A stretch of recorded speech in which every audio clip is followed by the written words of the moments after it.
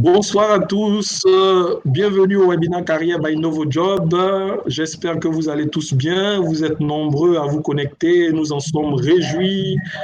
C'est toujours un plaisir d'animer, de modérer ces sessions de webinaire Carrière où nous recevons des intervenants de qualité pour partager leur expérience, pour essayer de donner leur avis sur une thématique bien particulière en rapport avec les talents que vous êtes et la carrière professionnelle. Et aujourd'hui encore, nous allons recevoir un professionnel et non des moindres que j'aurai l'honneur de présenter dans quelques instants. Alors, vous êtes maintenant habitués à ces webinaires. Vous savez qu'il y a l'espace questions juste à côté des chats. Pendant que l'intervenant sera en train de dérouler sa présentation, pour ne pas oublier, vous pouvez poser vos questions dans l'espace questions. Et bien sûr, après, nous aurons notre temps traditionnel d'échange avec l'intervenant où nous pourrions éplucher vos questions une par une. Voilà, comme vous le constatez, notre intervenant est déjà là et vous aussi, vous êtes là. Adeline est là, Wilfried est là, Suleiman est là, vous êtes tous nombreux, Ginette est là. Bonjour, bonjour, bonjour à tous. Alors, je vais présenter notre intervenant et nous allons démarrer dans quelques instants. Voilà. Alors, professionnel des ressources humaines totalisant 17 ans d'expérience, notre intervenant de cet après-midi a obtenu une maîtrise en criminologie et un DSS en ingénierie des ressources humaines, complété par des certificats chez M2 Business School et l'American Certification Institute. Il a débuté sa carrière en 2003 au sein d'équipes RH dans l'agro-industrie avec les entreprises Nestlé, puis Safo, Barry Callebaut en 2010. De 2007 à 2015, il enchaîne plusieurs postes de manager RH à couverture régionale, notamment chez Shell Côte d'Ivoire, Vivo Énergie, Burkina Faso, G4S, Côte d'Ivoire et Guinée. Il revient finalement dans l'agro-industrie en octobre 2015 chez Olam, où il assume les fonctions de DRH pour les filiales de Côte d'Ivoire et du Sénégal. Récemment nommé comme vice-président des DRH, ce brillant manager RH est avec nous cet après-midi. Yves Roland Alima, bonsoir. Bonsoir Marius. Bonsoir tout le monde. Comment vous allez? Je vais bien, merci. Je vais bien. J'espère qu'il y en a de même pour tout le monde. Oui, oui. En tout cas, ils sont connectés et ils répondent dans le chat. Bonsoir. Donc, ils nous suivent très bien. Alors, Monsieur Alima, merci beaucoup. Merci d'avoir accepté de rejoindre cette initiative que NovoJob a lancée, les webinaires carrière. Nous savons tous que nous sommes dans une période assez sensible et les talents se posent beaucoup de questions par rapport à l'employabilité notamment. Et c'est pourquoi je pense que cet après-midi, vous allez nous parler de l'employabilité en temps de crise. Est-ce que vous pouvez nous donner juste un aperçu de ce que vous allez nous communiquer cet après-midi? Merci Marius, c'est plutôt un honneur pour moi d'avoir été invité à participer à ce webinaire. J'espère être à la hauteur des attentes de nos participants. Cet après-midi, j'avoue que j'ai eu beaucoup de mal à préparer cette présentation dans la mesure où il fallait en très peu de temps essayer de couvrir le maximum d'informations, mais je compte sur vous pour poser beaucoup de questions de sorte que nous puissions mettre à profit la session de questions-réponses pour traiter les sujets, les aspects qui n'auraient pas été pris en compte dans ma présentation. Donc, d'accord. Alors, super. Alors, c'est très bien. Ils sont habitués à poser des questions et ils adorent vraiment cette partie. Comme on le fait d'habitude, vous le savez bien, nous allons laisser la place à notre intervenant et dans une quinzaine de minutes, nous nous retrouvons pour la session des questions-réponses. Alors, Monsieur Alima, je vous laisse toute la scène et je vous dis à tout à l'heure. Merci, Marius. Bonsoir tout le monde. On va parler cet après-midi d'employabilité en temps de crise. C'est un sujet bien à propos puisque tout le monde est informé, tout le monde est impacté par la situation que nous vivons actuellement, cette crise sanitaire. J'ai essayé de l'intégrer dans la présentation tout en gardant aussi le caractère général du fait que ces informations pourraient servir en cas de crise de façon générale. Je vous propose donc un plan qui va se décliner en parties.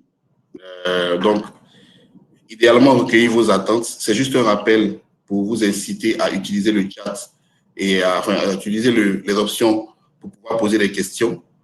Ces questions-là vont essentiellement être liées à vos attentes, à ce que vous espérez retenir de cette interaction. Nous allons y revenir, comme l'a dit Marius, et si dans le cadre de ma présentation, certaines de vos attentes ne sont pas couvertes, la séance de questions-réponses sera la bonne opportunité pour le faire. Bien entendu, il faut qu'on s'accorde sur le thème de la discussion. Est-ce que nous avons la même compréhension du sujet et comment est-ce que nous entendons le traiter? Quels peuvent être les impacts de la crise sur l'emploi? Et je vais essayer, à ma façon, de vous donner des pistes qui pourraient vous permettre de surmonter les risques et les difficultés créées par la situation de crise. Bien entendu, au terme de mon intervention, nous pourrons aller un peu plus en détail sur les différents aspects que j'aurais évoqués. D'ordinaire, je vous aurais demandé de m'aider à définir les termes clés de notre sujet, donc l'employabilité et la crise. Mais on va essayer de le faire avec les nouvelles méthodes de travail qui nous sont imposées par la situation actuelle.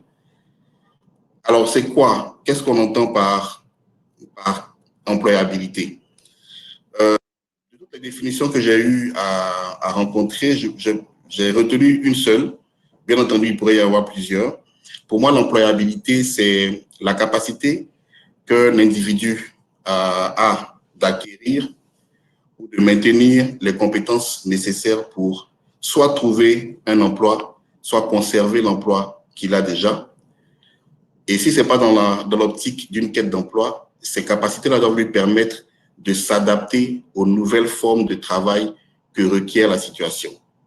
Donc, il faut retenir ici la notion prédominante d'adaptabilité. Adaptabilité à la situation actuelle et adaptabilité à la situation qui peuvent être changeantes. La crise, quant à elle, est une situation imprévue, parfois prévisible, mais bien souvent imprévue. Crise est une situation qui a un impact immédiat sur le déroulement normal d'une activité. Donc, déroulement normal d'une activité. La crise également a un impact sur les acteurs d'une situation. Une crise peut être individuelle, elle peut être collective. On verra un peu plus tard différents types de crises. Et en fonction de la nature de la crise que nous traversons, cela commande un certain type de réaction.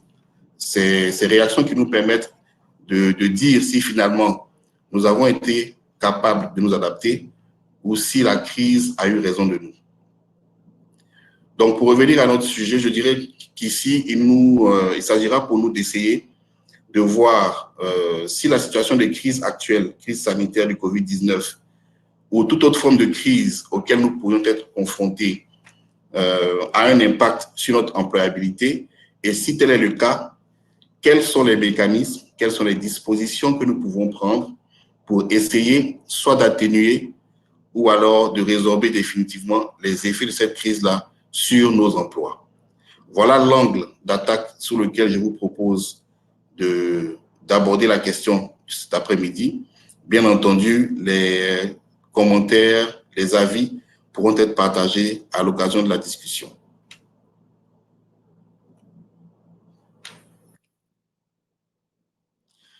Comme je l'ai indiqué, une crise a un impact sur les individus, a un impact sur la société, a un impact sur l'environnement général de l'entreprise. Et ce qui nous intéresse aujourd'hui, c'est de voir dans quel cadre est-ce que cette crise peut affecter nos emplois. Déjà, il faut définir la nature du risque ou de la menace que la crise engendre. Toutes les crises n'ont pas ne provoquent pas les mêmes risques, n'ont pas les mêmes effets. Donc, une crise peut être à la fois définie par sa zone géographique, donc des crises mondiales comme celles que nous connaissons aujourd'hui. Des crises peuvent être également régionales ou nationales. Je n'ai pas volontairement mis au niveau des entreprises, mais une crise peut se localiser simplement au niveau de son entreprise. Une crise peut être aussi localisée, spécifique, particulière à un secteur d'activité. Par exemple, le monde agricole peut connaître une crise. Il n'y a pas si longtemps que cela, le secteur pétrolier était en crise. Je pense même qu'avec l'avènement du Covid-19, le secteur pétrolier est encore en crise puisque les réserves sont abondantes, donc les prix chutent. On peut analyser également la crise sous l'angle de la taille de l'entreprise. Donc, les multinationales peuvent être en crise. Une multinationale basée en Côte d'Ivoire peut être en crise du fait de ses interactions avec des clients en dehors de la Côte d'Ivoire. Donc, une crise peut survenir en dehors de la Côte d'Ivoire, mais impacter une entreprise implantée ici parce que la nature de ses activités lui impose de commercer avec des personnes, des entreprises qui sont localisées dans la zone effective de la survenance de cette crise. Les PME ou PMI peuvent être plus ou moins affectés comparativement aux grandes entreprises. Donc, fonction de la taille d'une entreprise, elle est plus ou moins préparée à relever les défis que lui impose une crise. Dernier élément d'analyse, ce sont les métiers. On parle souvent de crise dans un secteur d'activité, mais même à l'intérieur de ce secteur, tous les métiers ne sont pas impactés. Si je prends le secteur de l'automobile, par exemple, qui peut avoir une crise à un moment donné, au sein de l'entreprise d'automobile, tous les métiers peuvent ne pas être impactés.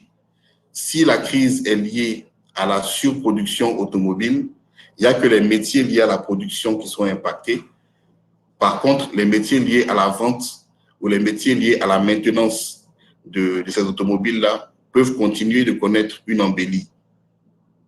C'est pareil, une activité telle que, une crise telle que celle du Covid aujourd'hui, qui est une crise médicale, a un impact direct et certain sur des métiers tels que celui de l'hôtellerie, de la restauration, par exemple.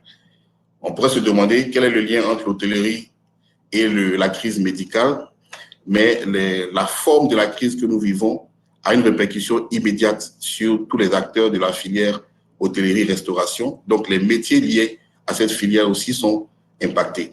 Ce qu'il faut retenir ici, c'est que lorsqu'une crise survient, il faut se demander quelle est l'étendue de l'impact de cette crise. Est-ce que l'étendue est régionale, nationale, globale? Si elle est nationale, globale ou régionale, est-ce que cela affecte mon secteur d'activité? Je parle pour ceux qui ont un emploi. Affecte mon secteur d'activité. Si mon secteur d'activité est affecté, est-ce que le métier que j'exerce peut être affecté d'une façon ou d'une autre? En ce moment, on s'interroge de savoir si le corps de métier auquel on appartient est directement ou indirectement lié ou affecté par la crise. Cela permet justement de pouvoir préparer la réponse. Et préparer la réponse, c'est ce qui apparaît dans la zone opportunité. Dans le cas d'une crise nationale, mondiale ou régionale, toutes les entreprises peuvent ne pas être affectées ou peuvent ne pas être affectées de la même manière. Donc, en faisant ce type d'analyse, on peut identifier les secteurs, les zones qui sont encore porteuses d'emploi. Ça, c'est très important pour les personnes en quête d'emploi. Ça leur permettra de réorienter leurs priorités en termes de recherche d'emploi. Pareil pour le secteur d'activité. Si dans notre stratégie de recherche d'emploi, nous avions visé les secteurs comme étant prioritaires pour nous, le fait de faire une analyse de l'impact de la crise que nous traversons peut nous indiquer si nos choix sont toujours d'actualité ou s'il nous faut revoir nos stratégies, donc redéfinir les entreprises vers lesquelles nous sommes disposés à postuler. C'est pareil pour les grandes entreprises, les multinationales, les PME et les PMI. Et bien entendu, ça concerne également les métiers, mais les métiers, nous verrons plus tard que, en termes d'opportunités, si nos métiers sont affectés par la crise actuelle, cela n'est pas une fatalité définitive. nos métiers actuels peuvent être impactés, mais nous gardons encore la possibilité de nous reconvertir. Et nous verrons cela dans les slides suivantes. Jusque-là, si vous avez des questions, n'hésitez surtout pas à les poster sur la page dédiée. Nous pourrons y revenir à la fin de mon intervention. J'espère que tout le monde arrive à m'entendre. J'espère aussi que je ne suis pas trop rapide dans mon intervention. Si c'est le cas, n'hésitez pas à le mentionner dans les commentaires. Je vais m'adapter. Ce ne sera pas une crise, c'est vrai, mais je vais m'adapter. Voilà. Merci bien, merci. Alors, quelles sont les solutions d'employabilité? Ici, on a essayé de traiter la question sous l'angle merci Souleymane Kodé, sous l'angle des possibilités internes et des possibilités externes, mais on a également fait un clin d'œil aux personnes qui sont en quête d'emploi. Alors, les solutions d'employabilité peuvent être internes ou externes. La nature, la réaction naturelle serait de penser que si notre secteur d'activité est en crise, la solution peut se trouver en dehors de l'entreprise et en dehors du secteur. Ça peut être vrai pour la plupart des cas, mais il y a aussi des situations pour lesquelles, au sein de l'entreprise, il existe des solutions. C'est le cas, par exemple, des multinationales qui ont plusieurs filiales dans des branches d'activité différentes. Donc, une branche d'activité peut être affectée. Les autres peuvent continuer à fonctionner normalement. Ils peuvent avoir besoin de personnel additionnel. Il faut donc explorer ces options-là. Au niveau interne, il y a aussi la possibilité de se reconvertir, comme je l'ai dit, mais ça apparaîtra dans le troisième point que je vais aborder. Lorsque les solutions internes sont insuffisantes ou sont épuisées, nous avons le marché global, donc la solution externe. Comme je l'ai indiqué plus haut, si mon secteur est en crise, ça peut ne pas être le cas pour d'autres secteurs d'activité. Et ayant fait l'analyse en amont de l'impact que la crise aura sur mon secteur d'activité et le risque que la crise peut provoquer pour l'activité économique dans ma zone d'intervention, je peux identifier des secteurs qui sont moins impactés. Je peux identifier des secteurs qui sont épargnés par la crise. Alors, je vais me tourner vers ces secteurs-là. Et dans ces secteurs, il faut que je regarde quelles sont les entreprises qui peuvent m'accueillir en tenant compte de mon profil actuel, en tenant compte de mon expérience, de ma position actuelle, mais en tenant également compte de mes aspirations personnelles en termes de projets professionnels. Pour pouvoir faire une analyse pareille et pouvoir identifier les secteurs qui sont les plus aptes à nous recevoir, il faut d'abord qu'on sache quelles sont les compétences que nous sommes capables d'offrir. Donc, la crise peut être l'occasion pour chacun de nous de faire un bilan de ses compétences. Qu'est-ce que ça veut dire, bilan de compétences? Il y a des professionnels qui peuvent vous aider à réaliser un bilan de compétences. Ils sont sur la place, mais à une échelle un peu plus restreinte, un peu plus modeste, on peut nous-mêmes faire un bilan personnel de nos compétences. Qu'est-ce qu'on a réussi à réaliser tout au long de notre parcours professionnel? Quelles sont les activités que nous sommes capables de prendre en charge de bout en bout? Quels sont les domaines que nous sommes à l'aise de traiter? Quels sont les domaines pour lesquels nous sommes conscients que nous avons des besoins? Donc, en faisant cet exercice, on peut déjà identifier soit les secteurs et les métiers vers lesquels nous pouvons nous tourner, ou alors identifier les formations complémentaires dont nous avons besoin pour pouvoir nous repositionner sur le marché. Donc, c'est pour cela que j'ai marqué à la fois reconversion et formation ensemble, parce que si le bilan montre des gaps importants dans un domaine ou dans un autre, alors que ce domaine-là est nécessaire pour nous permettre d'attaquer un secteur d'activité que nous ne pratiquons pas actuellement, il nous faudra passer par la case formation. Être en situation de crise, ça peut laisser penser que la situation de crise est généralisée. On peut se dire, OK, vu que nous sommes en crise, les entreprises ne sont certainement pas à la recherche de nouveaux collaborateurs. Ce n'est pas toujours le cas. Des entreprises continuent de recruter quand bien même le marché est en situation de crise, parce que comme je l'ai expliqué, toutes les entreprises ne souffrent pas de la crise de la même manière et toutes les entreprises n'ont pas les mêmes moyens pour répondre à la crise. Certaines sont capables de garder le cap de leur stratégie et de poursuivre leurs activités, alors que d'autres seront contraints de s'arrêter ou de revoir leur stratégie en fonction de la crise. Eh bien, il faut rester actif sur le marché de l'emploi pour répondre aux sollicitations et aux demandes de ces entreprises qui ont les moyens et la capacité de continuer à fonctionner malgré la crise. Dernier élément sur cet aspect-là, c'est de savoir communiquer. Savoir communiquer en période de crise pour garantir son employabilité, c'est critique dans la mesure où la tendance naturelle d'un candidat en quête d'emploi ou d'un salarié en quête de reconversion serait de justifier sa démarche par l'intention de se mettre à l'abri ou l'intention de sécuriser son emploi. Okay? Petite expérience de recruteur, les recruteurs ont peur des candidats qui ont peur pour leur emploi. Qu'est-ce que ça veut dire? Si on a un choix entre un candidat qui veut venir chez nous juste pour se mettre en sécurité et un candidat qui veut venir chez nous par conviction, parce que ça fait partie de son projet professionnel, parce que l'entreprise ou l'activité que nous lui proposons répond à ses aspirations personnelles, ce candidat-là a plus de chances de retenir l'attention du recruteur que celui qui vient chez nous juste pour se mettre à l'abri, juste pour garantir son salaire. Donc, la façon dont nous communiquons en situation de crise par rapport à notre employabilité peut nous aider ou pas à justifier, garantir ou maintenir cette employabilité-là. Donc, si on a la chance de décrocher un entretien, il faut mettre toutes les chances de notre côté et soigner sa communication durant cet entretien-là.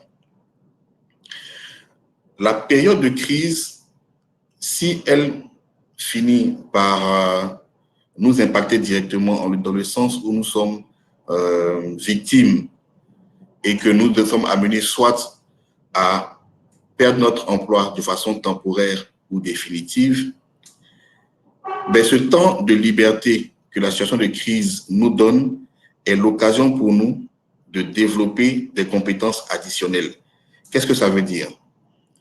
Lorsqu'on a fait notre bilan de compétences ou lorsque dans le cadre normal de notre fonctionnement, nous nous sommes vus refuser plusieurs postes à cause de la langue, par exemple, pour ceux qui postulent dans les multinationales, eh bien, la situation de crise ou la perte partielle ou totale de l'emploi qui nous sera imposée doit nous permettre de mettre le temps à profit pour parfaire notre langue.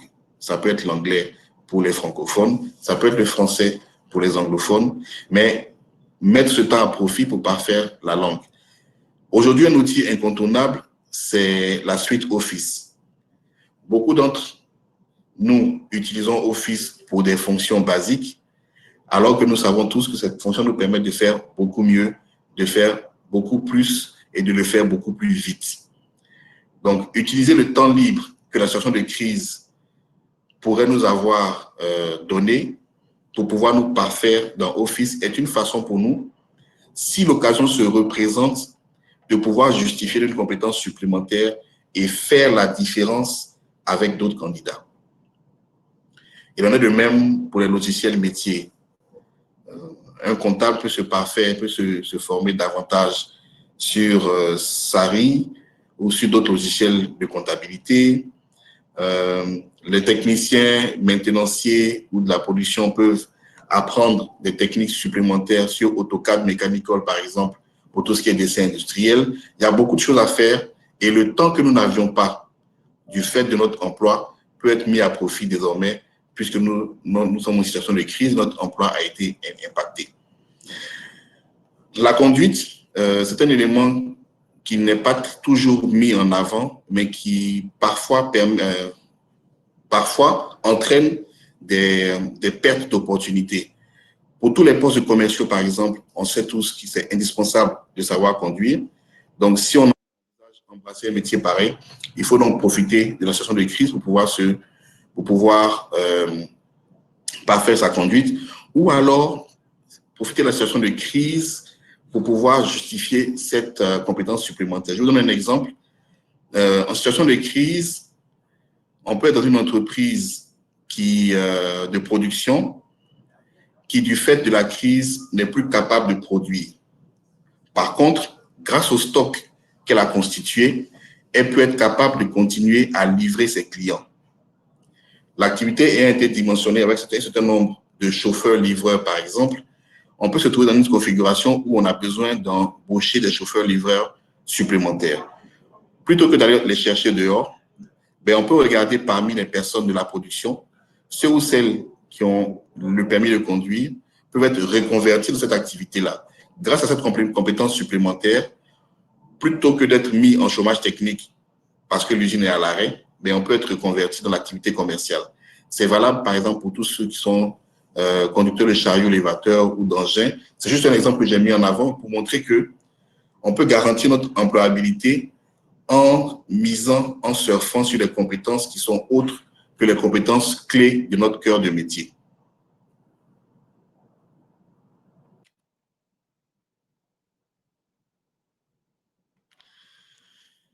Alors, qu'est-ce qu'il faut retenir de cette intervention?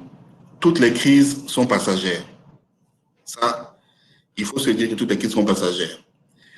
Si on a été lourdement impacté par une crise, elle va passer. D'accord? Peu importe la durée de la crise, elle va passer.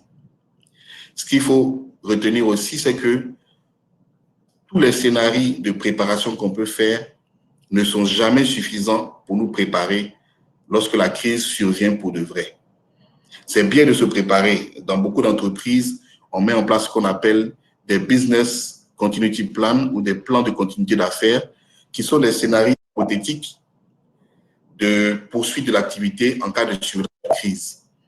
Mais quand bien même ces crises arrivent, on se rend toujours compte que les aspects n'ont pas été pris en compte ou qu'on n'est pas suffisamment préparé. Une crise est avant tout un moment de décision.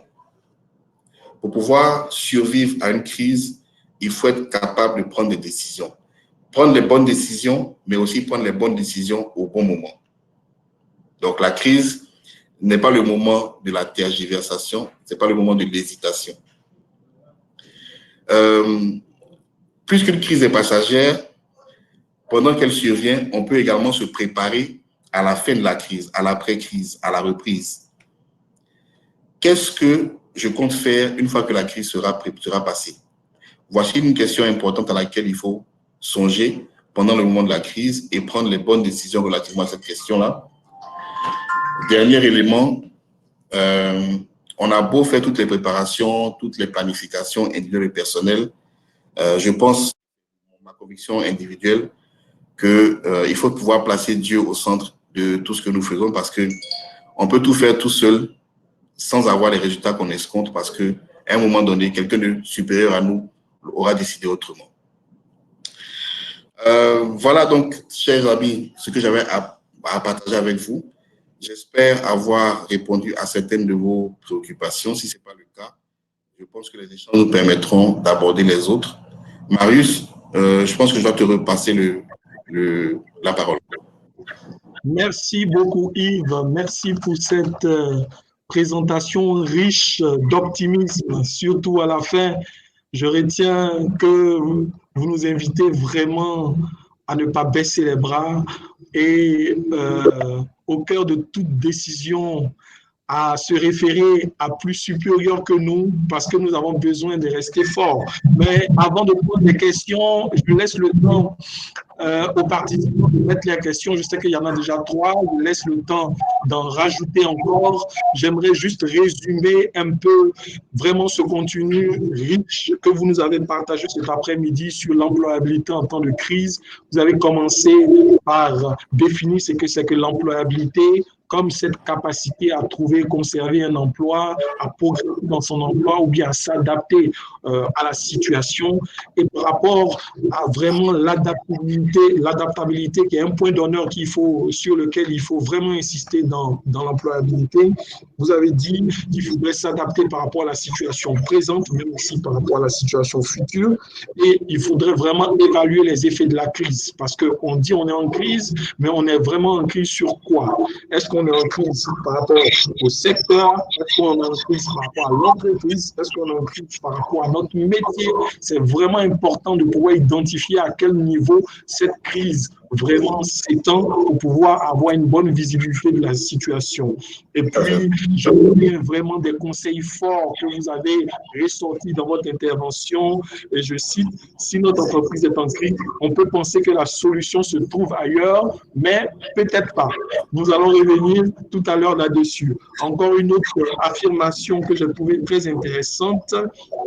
Les entreprises recrutent même si le marché est en crise. Voilà, on pense tous que tout est arrêté, qu'on ne peut pas être embauché ailleurs, qu'on ne peut pas trouver du travail pendant la crise. Vous avez bien ressenti dans une de vos slides que quand il y a une crise, c'est vrai, il y a des menaces, il y a des difficultés, mais juste à côté, il y a aussi des opportunités. Et une dernière affirmation que vous avez dite, les recruteurs ont peur des candidats qui ont peur de perdre leur emploi. Conseil des recruteurs, et vraiment, je pense que nous allons revenir pour que vous nous donniez plus de détails sur ces déclarations très, très pertinentes. Alors, rapidement, on va commencer à prendre quelques questions. Alors, je me mets dans l'onglet questions. Et la première question, les solutions d'employabilité évoquées sont-elles même pour les profils jeunes et les profils seniors? Question posée par Souleymane Koné. Alors, que dites-vous, M. Alima? Merci, Marius. Merci, Souleymane, pour ta question. Les solutions ne sont pas les mêmes pour les jeunes et pour les seniors. Vous l'avez dit tout à l'heure, les solutions que nous devons privilégier doivent tenir compte de notre profil, mais aussi de nos compétences. Une entreprise qui est en crise a des besoins spécifiques. Et ces besoins-là peuvent à la fois répondre aux aspirations de profils seniors, mais aussi de profils jeunes. Si vous regardez dans la presse actuellement, il y a 2 ou 3 entreprises qui ont lancé leur programme Graduate. C'est des programmes pour jeunes diplômés sans expérience. Ces entreprises auraient pu ne pas ouvrir leur programme maintenant puisque nous sommes en crise. Mais elles l'ont fait parce que la crise n'impacte pas le déroulement du programme, ou alors l'entreprise a pris les dispositions pour atténuer l'impact de la crise sur leur programme. D'accord? Je l'ai indiqué également, lorsque l'entreprise est bien préparée, si elle est suffisamment forte, elle peut ne pas modifier sa vision et sa stratégie dans la mesure où elle a les moyens de répondre aux effets de la crise. Ça peut être le cas pour ces entreprises-là qui, dans leur planification d'acquisition de collaborateurs jeunes diplômés, estiment que la crise n'est pas de nature à impacter cette activité. Donc, ces entreprises lancent leur programme. Pour les profils seniors, ce qu'on va rechercher, c'est la technicité, c'est l'expertise. C'est clair que les offres d'expertise ne sont pas forcément les plus nombreuses sur le marché, encore moins en période de crise. Mais une entreprise, justement, face à la crise, peut avoir besoin d'une expertise ou d'une technicité particulière qu'elle va rechercher actuellement. Rappelons-nous, une crise est l'occasion de prendre des bonnes décisions, mais au bon moment. Et c'est en ce moment-là que l'entreprise en a besoin. Il faut que nous soyons sur le marché pour pouvoir répondre à ce besoin-là. J'espère avoir répondu à ta préoccupation. Oui, je pense que c'est assez clair parce que voilà, les profils sont différents et les façons d'aborder le marché aussi doivent être assez différentes, bien sûr, en fonction de ce que les opportunités du moment nous offrent. On va peut-être évoluer encore dans les questions et prendre la question de Quadio Mea. Il dit, alors, une entreprise qui est en temps de crise licencie des employés sur un segment de son activité et en même temps, paradoxalement, elle lance un appel à candidature sur peut-être un autre secteur. Est-ce qu'on peut estimer que cette entreprise est digne de confiance? C'est une très bonne question. Alors, je ne vais pas répondre au volet de la question liée à la confiance. Je ne pense pas avoir le droit de juger les entreprises, mais je peux vous donner un moment d'interprétation relativement à ce genre de décision. Comme on l'a indiqué, si nous sommes d'accord que les solutions peuvent être à l'intérieur de l'entreprise, cela suppose qu'on soit dans la configuration d'une entreprise qui a plusieurs secteurs d'activité, plusieurs segments dans son activité. Et dans ce cas de figure, justement, le segment qui est le plus affecté par la crise peut connaître des licenciements, peut connaître des mises en chômage technique, peut connaître des organisations qui sont somme toute justifiées par la situation de crise. Cela ne devrait pas l'empêcher de continuer à exercer dans les autres domaines qui ne sont pas impactés. Et si dans leur plan, la période de survenance de la crise correspond à la période qu'ils avaient prévue pour effectuer des recrutements, souffrons qu'ils puissent continuer leur plan et qu'ils puissent recruter. Pour la question de la confiance, je pense que la base de tout rapport professionnel, c'est avant tout la confiance de l'employé et l'employeur.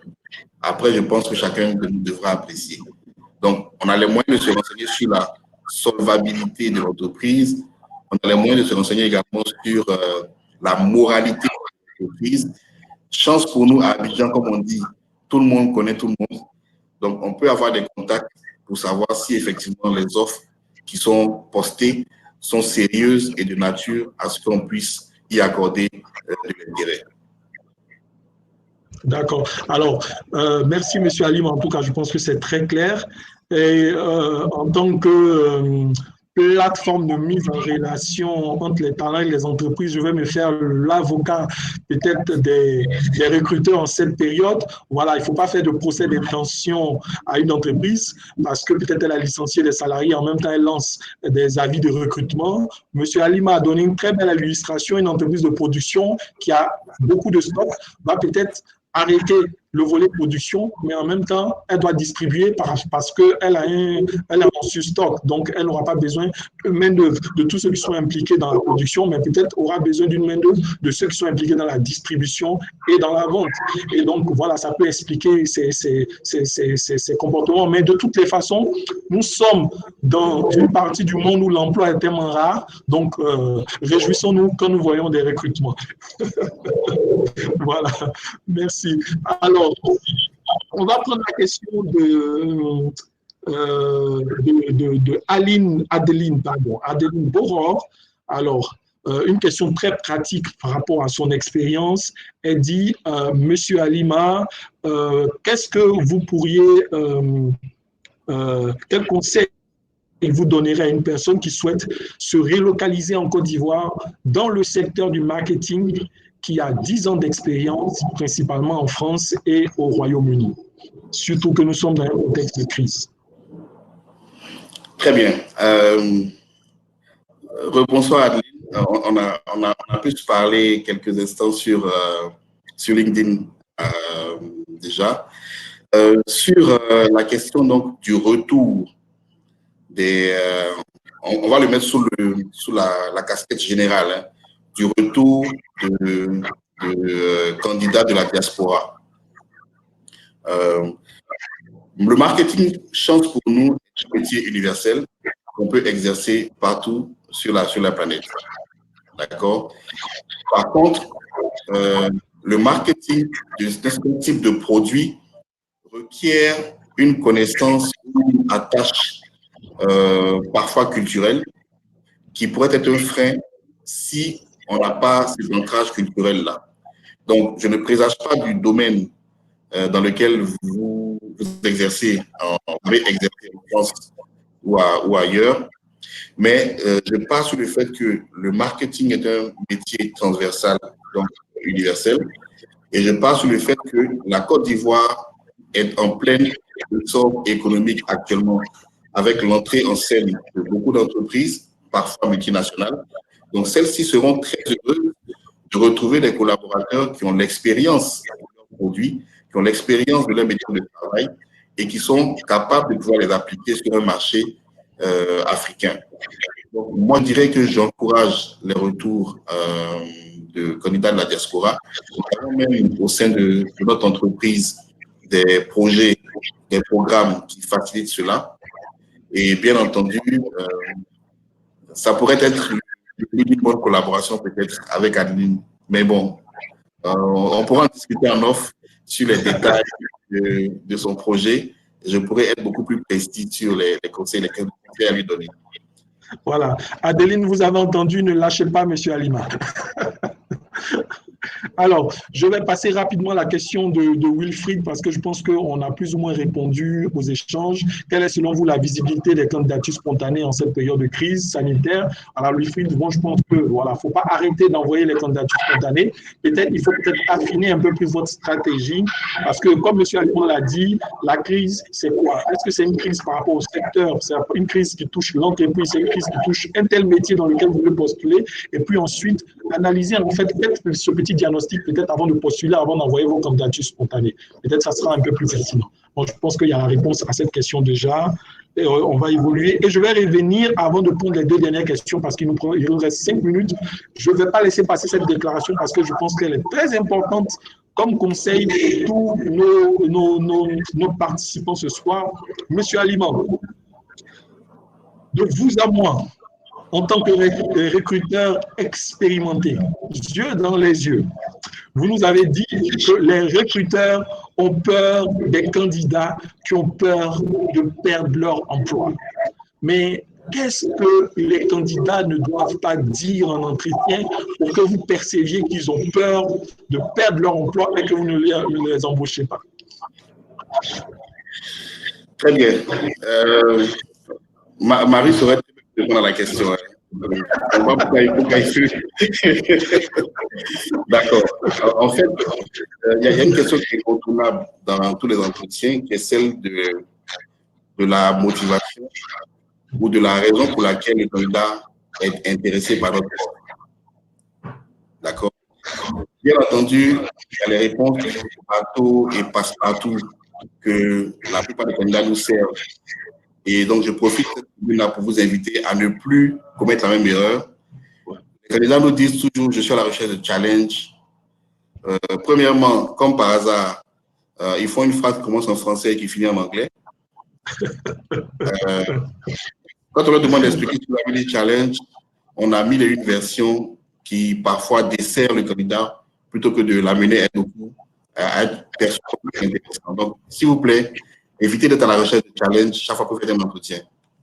Il y a une ou plusieurs raisons pour lesquelles le poste vous intéresse. Ce sont ces raisons-là qu'on a envie d'entendre. Et si ces raisons-là ne sont pas logiques par rapport à votre profil, par rapport au poste que vous occupez et par rapport à votre projet professionnel, le recruteur qui passe ses journées à écouter des candidats va s'en rendre compte. Ouais. Rappelez-vous que vous faites peut-être un entretien tous les mois ou tous les 2 mois ou tous les 3 mois, mais le recruteur fait des entretiens 10 fois par jour, tous les jours. Donc, il est plus outillé pour déceler les failles de ce type-là.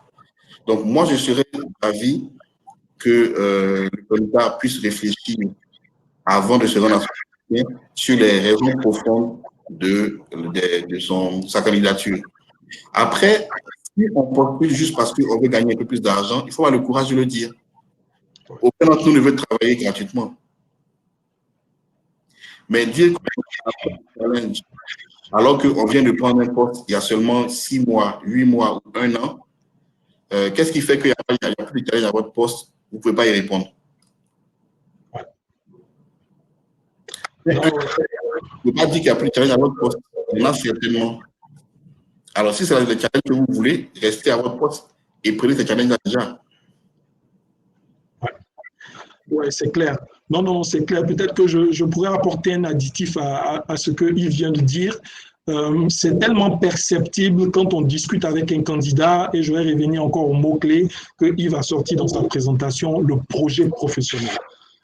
C'est tellement pertinent de voir que souvent les candidats n'ont pas vraiment de projet professionnel et ils n'ont pas une claire définition du professionnel qu'eux-mêmes ils sont et de la courbe que leur carrière professionnelle va prendre. Et donc, ils touchent un peu à n'importe quoi, ils sautent un peu sur n'importe quelle opportunité et ils se comportent un peu en mercenaires. Et ça, c'est assez perceptible par le recruteur. Surtout que n'oubliez pas, le recruteur, lors d'un entretien d'embauche, va vraiment jauger de non seulement de l'expérience du candidat, de ses compétences techniques, mais aussi va juger de ses valeurs et va voir si ces valeurs-là sont cadres avec les valeurs de l'entreprise parce que ce candidat va rentrer dans un écosystème social et il faudrait qu'il puisse plus ou moins se retrouver. Et quand on sait qu'au niveau des recrutements de cadres, ce qui fait beaucoup la différence, ce n'est pas vraiment les compétences techniques, mais c'est toute cette aptitude à pouvoir se fondre dans un environnement, à pouvoir vraiment comprendre les valeurs de l'entreprise, à pouvoir vraiment entrer, embrasser l'environnement de l'entreprise pour réussir et jouer la sociabilité. C'est ce qui va faire que cette personne-là réussit. Donc, il y a des réponses passe-partout qui vont vraiment vous faire éjecter en tant que candidat et vont vous faire savoir au recruteur, mettre la puce à l'oreille du recruteur que c'est juste un salaire que cette personne recherche et rien d'autre. Et donc, par rapport à un autre candidat qui va montrer plus d'entrain, plus de, je vais dire, de perspicacité, plus de projection par rapport à la connaissance, par rapport aux valeurs de l'entreprise, par rapport au projet de l'entreprise, qui va montrer que son projet professionnel match avec la position que l'entreprise lui offre, ce candidat vraiment aura beaucoup plus d'avantages. Voilà. C'est clair. Voilà. Donc, on est déjà, voilà, il est passé déjà plus de 45 minutes. On est déjà arrivé au thème de notre échange. Alors, Monsieur Aliman, vraiment, nous aimons remercier pour votre temps, pour ces conseils précieux. Merci d'avoir accepté de participer à cette initiative solidaire. Nous avons pu faire parce que nous pensons que c'est important pour les talents en cette période de vraiment se repositionner, vraiment de reconsidérer les choses pour mieux rebondir. Je crois que ce soir, avec cette thématique de l'employabilité en temps de crise, vous nous avez fait comprendre que clairement, il y a des opportunités pour se relancer. C'est bien le cas. Merci à vous de m'avoir invité. Merci infiniment. Alors, merci de nous avoir suivis. Je vais juste vous rappeler que le mercredi prochain, vous êtes habitués pour le webinaire du mercredi prochain, nous serons avec Monsieur Ahmed Sidi Bali, le DRH du groupe Azalai, et vous aurez tout à l'heure dans le chat le lien pour vous inscrire à ce webinaire. Vous pourriez le faire dès maintenant parce que vous êtes présent et parce que dans les jours qui suivent, nous allons lancer la communication par rapport à ce webinaire sur les réseaux sociaux. Merci de nous avoir suivis. Merci à Monsieur Aliman. Très bonne soirée à tous et à la semaine prochaine. Au revoir. Au revoir.